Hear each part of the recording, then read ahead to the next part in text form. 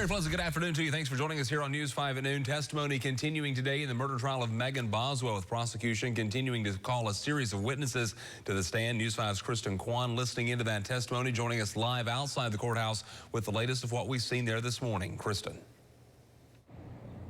Yeah, Preston, we've heard from a total of 6 witnesses today, many of those Megan's friends, as well as her foster mom, a woman that babysat Evelyn, but really people that really knew Megan personally. Take a look at this video shot from inside the courtroom this morning. The friends testified that Megan took care of Evelyn and was devoted to Evelyn, but that all started to change around the time that Megan met Hunter, her boyfriend, at the end of November 2019. One of her friends, Caitlin Carter, testified that they went to Chili's right before the time that Evelyn was killed. She says that Evelyn was dirty, her clothes were dirty, and she could smell Evelyn from across the table. She also testified to pictures Megan sent her at the end of December of 2019. That's after when we believe Evelyn was killed.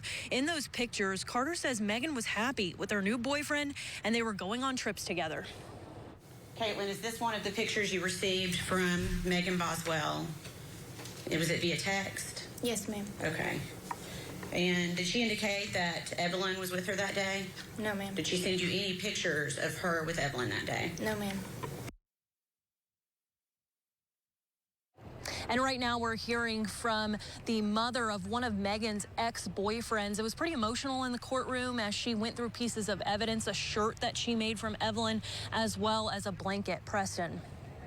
Kristen, and a moment ago, everyone watching online kind of watching with holding our breath as we saw a motion for a mistrial, the defense asking for that. Kristen, can you paint any picture around what happened with that and what Judge Goodwin decided?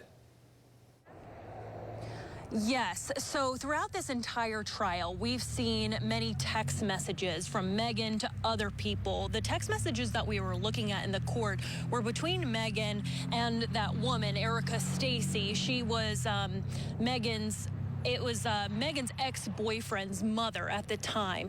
Now, when we were looking through some of those text messages, at the bottom of one of those exhibits was actually a note from the DA's office. So the defense called for a mistrial, saying that that note should have never been published to the jurors, and that means that all of the other text messages that we could have seen during this trial could have been doctored. Now, Judge Jim Goodwin did deny that mistrial, so court is expected to begin again at 1 o'clock. And of course, you can follow along on our YouTube pages as well as WCYB.com. But for now, reporting live in Sullivan County, Kristen Kwan, News 5, WCYB.